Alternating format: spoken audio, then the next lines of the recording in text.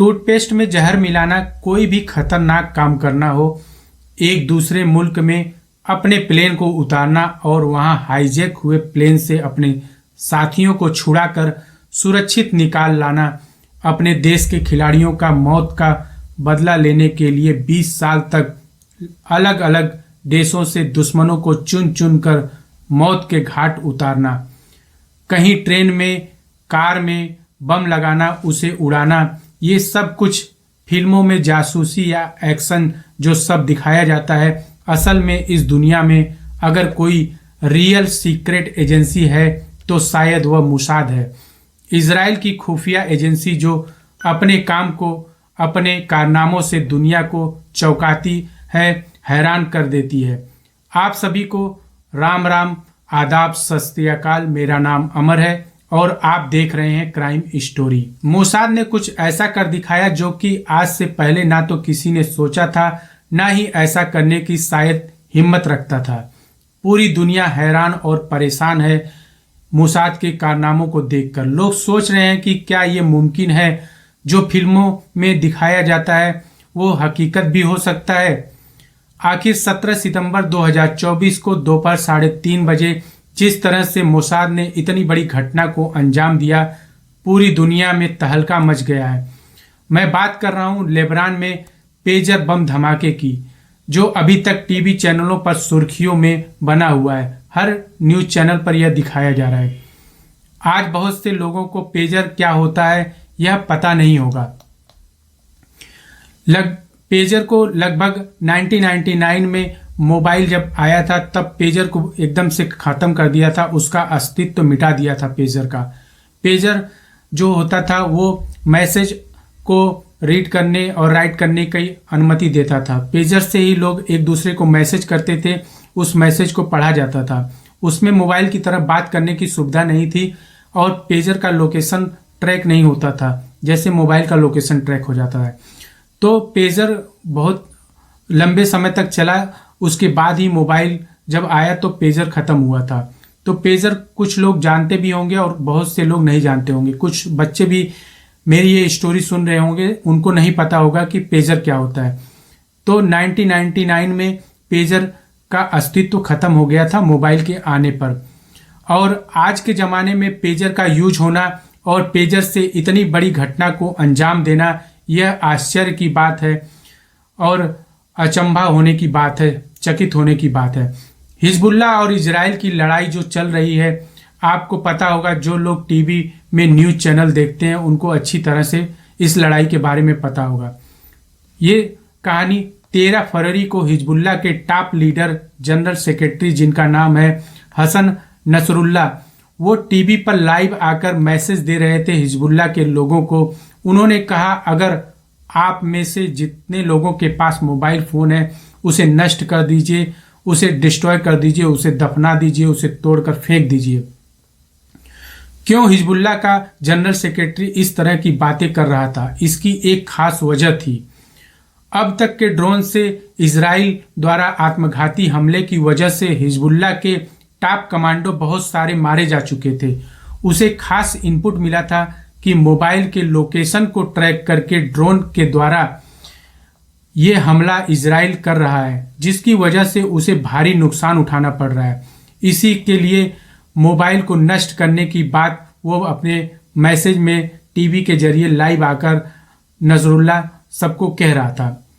अगर इसको सिंपल भाषा में समझे तो कोई घटना, कत्ल या वारदात होता है तो पुलिस वाले जो सस्पेक्टेड होते हैं उनके मोबाइल को ट्रैक करके बड़े ही आराम से उनके लोकेशन का पता करके उस मुलजिम को, उस कातिल को आराम से पकड़ लेते हैं कि वो इस समय कहाँ है। उसके मोबाइल को ट्रैक किया जाता है, उसके लोकेशन के जरिए पुलिस वहां तक पहुंच जाती है।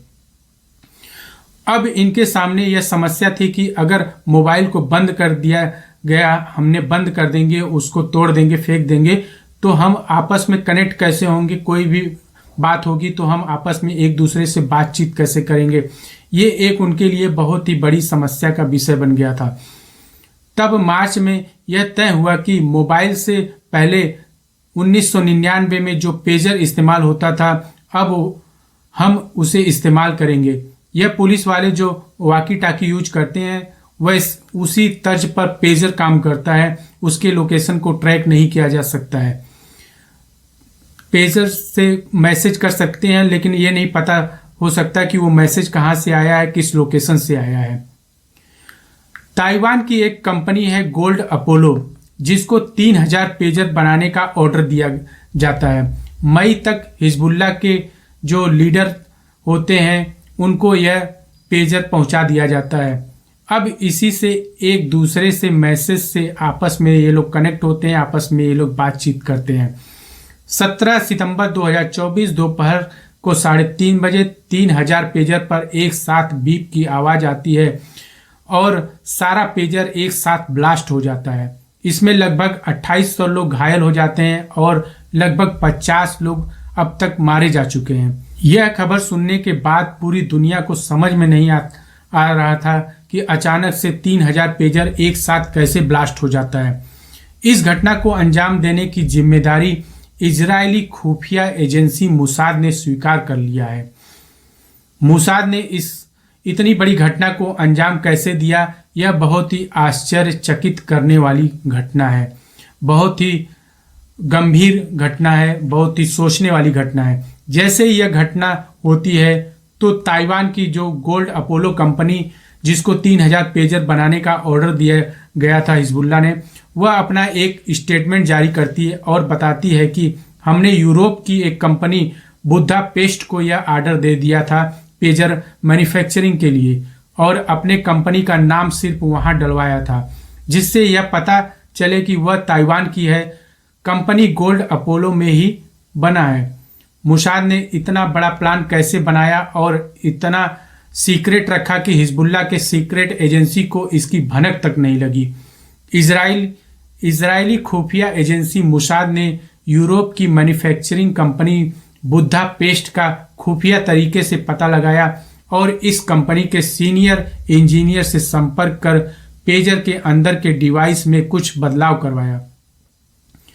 पेजर के बैटरी के पास 30 ग्राम का पीटीएन नामक विस्फोटक को एक चिप के आकार में बैटरी के पास कनेक्ट कराया गया। यह 3000 डिवाइस जो है हिजबुल्लाह को फिर डिलीवर कर दिया जाता है और इस पेजर को हिजबुल्लाह के टॉप सीनियर लोग और उसके साथी लोग इस्तेमाल करते हैं। तभी 17 सितंबर दोपहर 3:30 बजे 5-6 बीप की आवाज के साथ 3000 पेजर में एक साथ ब्लास्ट हो जाता है। मैसेज आने के बाद बैटरी बहुत ज़्यादा हीट होने लगती है पेजर का, और जो इसमें विस्फोटक लगा था चिप के आकार का पीटीएन, वह ब्लास्ट हो जाता है। अब इस ब्लास्ट में बहुत से लोग घायल हो जाते हैं और बहुत लोग इसमें मर भी जाते हैं।